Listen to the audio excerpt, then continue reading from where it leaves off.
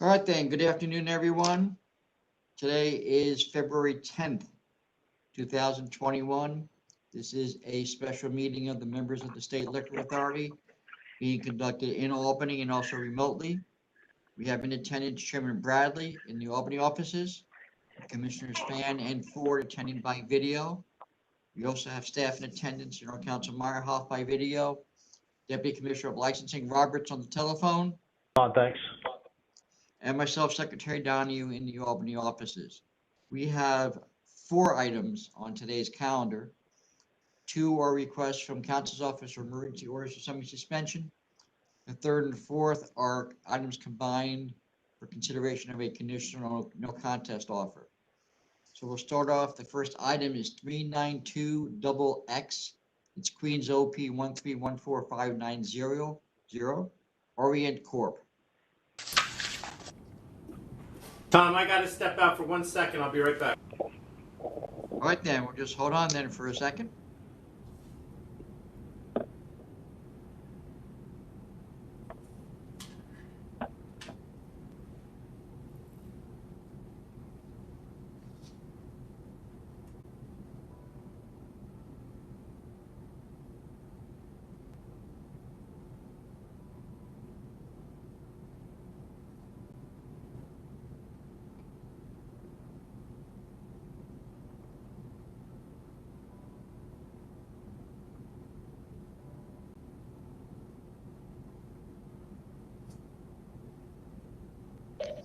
All right, go ahead. Sorry. All right, we're back then. As I said, the first item is 392XX, Queens OP 1314590 Orient Corp. Good afternoon, Jamie Gallagher appearing today on this matter. This premises was licensed on April 16th of 2019 initially. What brings us here today immediately is an inspection that was conducted on February 5th. Investigator Stravali went to this location. Now, he had been there on a previous date, but February 5th is the most recent date of inspection. And on February 5th, he observed a fully enclosed, non-compliant outdoor structure with 6 patrons inside. No food was visible. 3 of the patrons were standing inside the structure and not social distancing. 1 had her mask pulled down so her nose was exposed. 3 male patrons were seated in the structure drinking alcoholic beverages. Again, no food observed in the structure. A female server was located inside the premises. She had her facial covering pulled down so that her nose was exposed. And she told Investigator Stravali that they had just opened up at 3 o'clock. It was now 3:39 at the time that he had this conversation with her. And she explained that the patrons had been served alcoholic beverages, but that the food orders were just going in because the premises had just opened. They had been open for about 40 minutes. And then in his presence, she started ringing the food orders into the register to produce receipts. So there was no food, despite the pretense. It's notable that Investigator Stravali had been at this location on January 21st. And on that date, he observed the exact same structure in use. It was in use after curfew. The inspection on January 21st happened between 10:08 p.m. and 10:25 p.m. And on that date, he did give a cease and desist letter to the person in charge, purportedly in charge, who was a manager, who was also a security guard, who claimed to be the manager. On January 21st, aside from the curfew violation, he saw 3 patrons standing inside the structure without masks, 2 consuming beverages after curfew. Cups of alcohol were on the tables inside of the structure, including on a table designed to accommodate a party of 8. At least 6 patrons were congregating, lingering, not social distancing, without masks on a sidewalk in front of the premises, consuming alcoholic beverages, not wearing masks.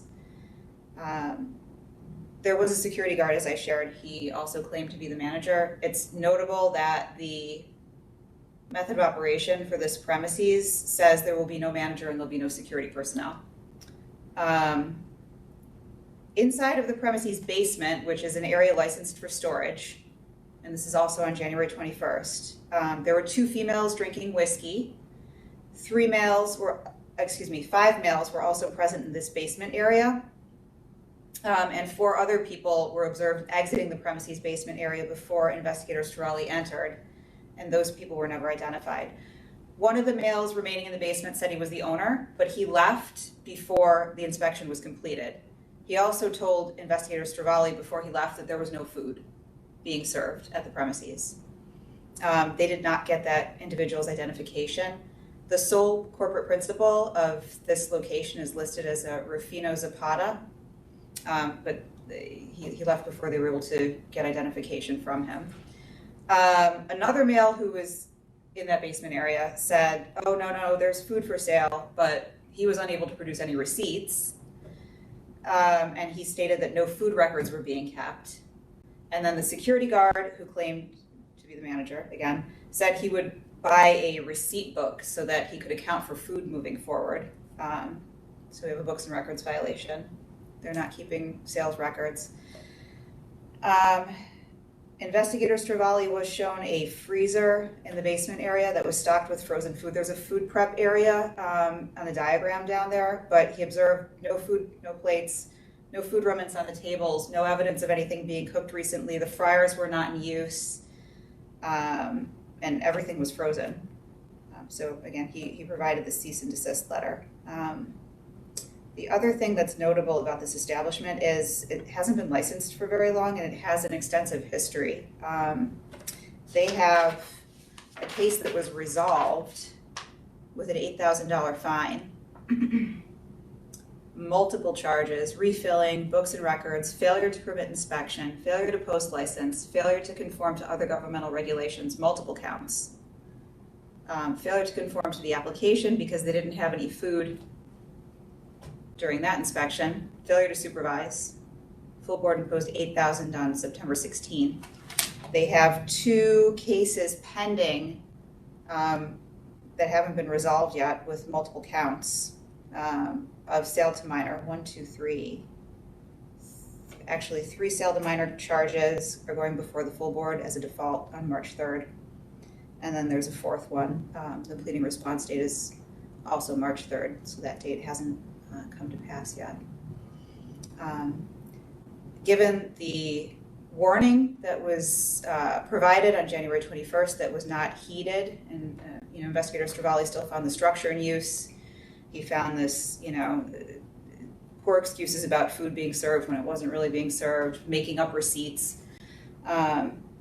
Given their extensive history and having been licensed such a short time, Counsel's office is requesting an immediate summary suspension of this license for the public's health, welfare, and safety. This licensee cannot be counted upon to adhere to the regulations. Thank you, Jamie. Yeah, the incident in January was 2 weeks before the most recent incident, and if that was indeed an owner in the basement or not, clearly having been caught with service in the basement and an illegal structure and the like, to not have done anything to get their house in order in the following 2 weeks does not bode well for this licensee, who apparently proved unable to supervise, even aside from executive order violations in the past, in a short period of operating this location. Thanks. But Commissioner Fan, do you have any questions? Thank you, Jamie. Can I just clarify, the adverse history, $8,000 was paid when? The full board imposed $8,000 on September 16th of 2020. September 16th sure. of 2020. Right, I'm not sure it's been paid yet, but that case was resolved in front of the full board for $8,000 in September. Yes. Were there COVID violations in that one, or no COVID violations, no EO violations in that one? No EO violations in that one. The failure to conform to other governmental regulations was all like fire code and safety violations, fire extinguishers and things like that. Not COVID. Okay. And then you said there are 2 cases pending that include 3 sale to minors? 4 sale to minors. So 4 sale to minors. There's one scheduled before you on March 3rd, which is a default, so nobody answered that pleading. And it has 3 sale to minors, one on November 27th of 19, one on December 14th of 2019, and one on January 25th of 2020. And then the other sale to minor case, it looks like the pleading was just issued. The pleading response date is March 3rd. Okay. Commissioner Fan, the $8,000 fine has been paid. Was it? Okay. Thank you. Okay, thank you, Tom. Commissioner Ford, any questions? Yeah, Jamie, you said they were licensed April 16th, 2019. What? As a what? Full on-premises restaurant or what? Bar Tavern was the method of operation that was submitted, and they have a food prep area in the basement, which they said they were going to serve French fries, chicken wings, hot dogs, pizza, corn dogs, tacos, quesadillas, and sliders. Okay. Thank you. I don't have any further questions. Chairman Bradley, any questions? No questions, thank you. With that, I'll call for the vote of the members. First, Commissioner Fan. Based on evidence presented by Council Gallagher, this licensee is continuing to violate the governor's executive orders designed to prevent the spread of COVID-19 by allowing indoor service and general failure to supervise. This licensee has created an imminent threat to public health and welfare, and I'm voting to summarily suspend this license. Commissioner Ford, your vote, please. Based on evidence presented by counsel, I'm also voting to summarily suspend this licensee. And Chairman Bradley. Based on council's presentation, I'm voting to summarily suspend. This licensee is clearly a threat to the public health, safety, and welfare. All right, then the next item I have is 392YY, Queens AX 1326415. Licensee is 79-09 Deli and Grocery Corp. Good afternoon, Chairman Bradley, Commissioner Fan, and Commissioner Ford.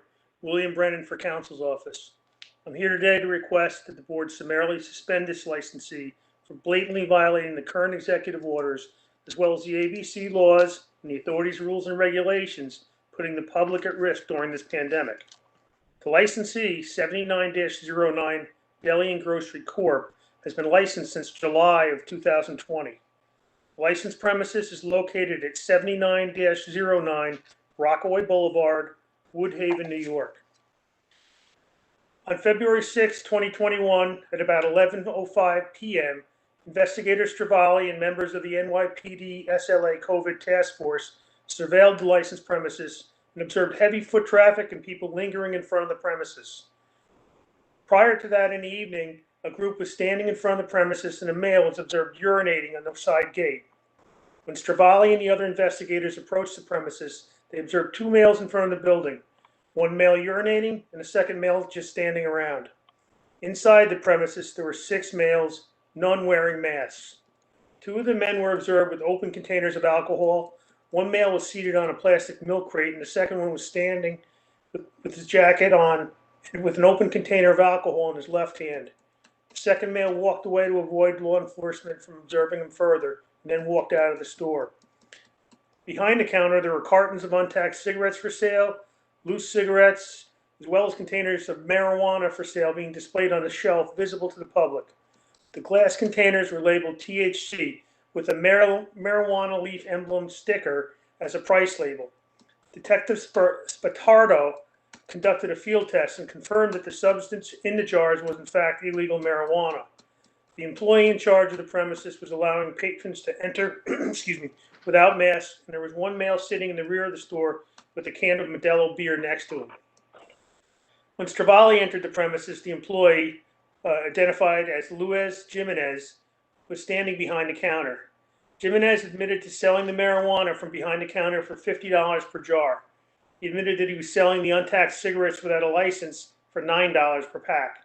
He also showed investigators a hidden trap in the rear of the store under a movable retail shelf. When the shelf was lifted, there was a cache of various brands of untaxed and fraudulently stamped cigarettes from Virginia. Investigator Stravali spoke with the manager, Mr. Ahmed Khalez, who had responded to the premises. Khalez told investigator Stravali that the owner left the country in January of 2021 and was currently in Egypt.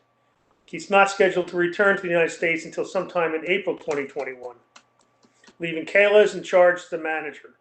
The owner is not in the country to supervise his premises, which was selling illegal drugs, illegal cigarettes, allowing patrons to enter the store unmasked, congregate in front of the store, urinate in public, and consume alcohol inside the premises, while causing a high-risk atmosphere conducive to the spread of COVID-19. Investigator Stravali's report and the pictures he provided clearly show this licensee has no regard for the current executive orders or the ABC law. This licensee is blatant in this disregard. This licensee can't be trusted, and the manager, Mr. Khalez, can't be trusted to follow the rules to keep his patrons and the community safe during this pandemic.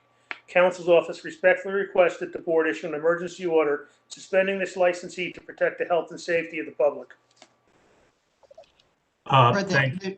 Thanks, Bill. I was just going to comment that, in addition to the obvious troubling violations that are unrelated to alcohol, now that we are in the midst of a pandemic and alcohol seems to be a reason why people are congregating both inside and outside of this place, and with the alleged owner, I assume he is the actual owner, admittedly not in the country for months, the risk to public health and safety from this location becomes a matter of concern for the board. That's why we brought the case to you today.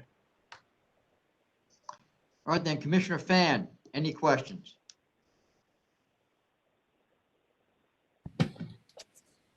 No, I don't have any questions. Thank you, Bill. Commissioner Ford, any questions? What is their class license, an AX? Yes, Commissioner, they have an AX license that was issued in July of 2020.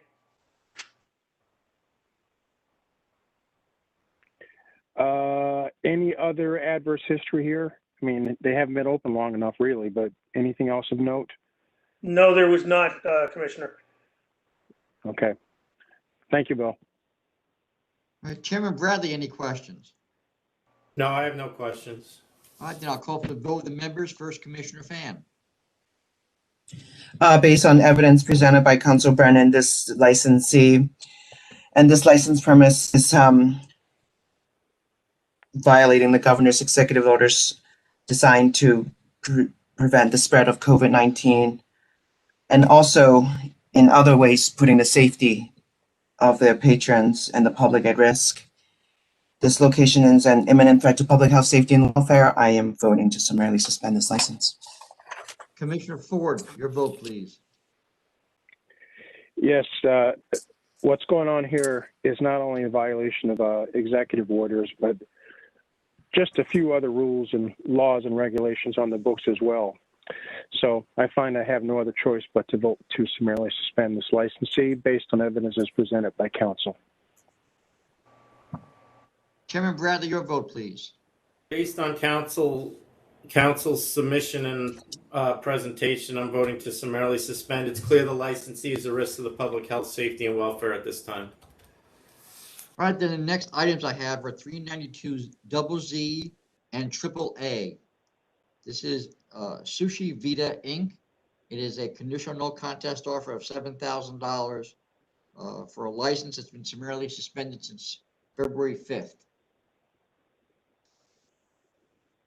Yes, this is I was just going to give a little intro. This is a summary suspension case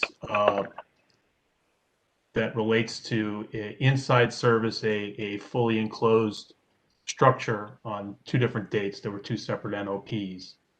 And the licensee has submitted an offer of $7,000 and also a letter taking responsibility and stating that they will not serve in that structure when at a time that inside service is not permitted. All right, so with that, Commissioner Fan, I'll accept 7,000. Commissioner Ford, I'll accept 7,000. Chairman Bradley. I'll accept as well. All right then, Chairman, I have nothing else on the calendar. Do you have anything to add? No, nothing else. Have a good night, everyone. Thank you, everyone. Thank you. The meeting is concluded. Thank you.